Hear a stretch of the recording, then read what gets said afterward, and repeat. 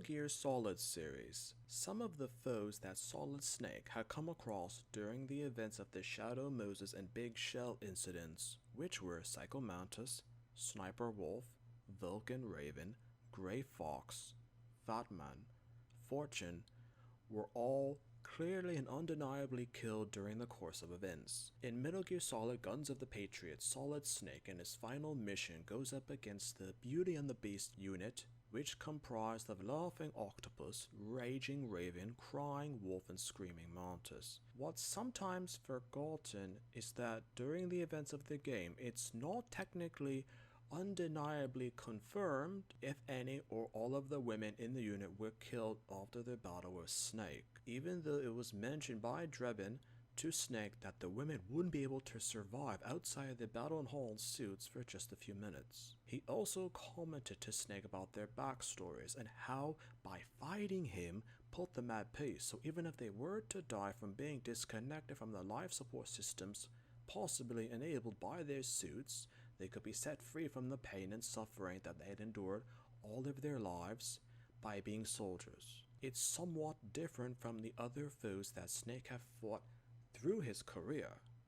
as a soldier, and how sometimes they didn't obtain peace as they died at the hands of Solid Snake.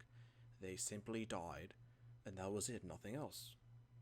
According to online discussions, some had wondered why these foes had a sort of ambiguous fate in the overall tone that the fights against Snake had felt and were displayed as when played. Even if all or some of the beauties had survived, an interesting theory is presented from the dialogue that Otacon and Drebin, along with Solid Snake and Big Boss, had at the end of the game, which were, as Drebin mentioned, that even though the system had been reset, not everything was right with the world, and that he could have plenty of business from nation states that were unavoidably going to go to war with one another due to debt or to fill in the void that the war economy had left upon the world for various circumstances. Otacon mentioned further that it was somewhat heartless to think of such a thing at a time like that,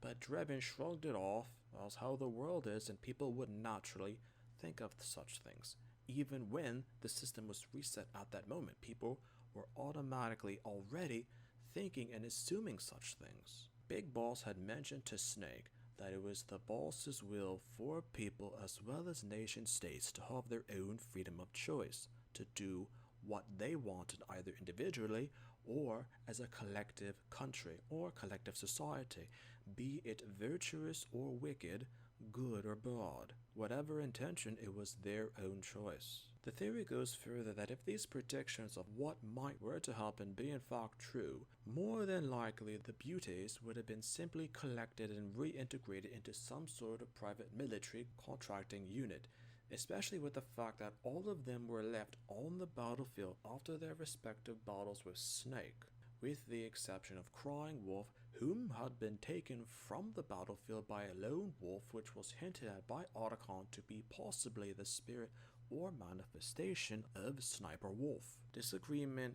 were that if the beauties had died or not after their battles with Snake had persisted for some time after the game was released,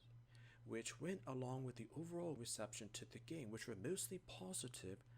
but some complaints about the storyline and ambiguous facts or details had gamers to question what had actually happened to the beauties. Sometimes a character could be forgotten because details were not mentioned.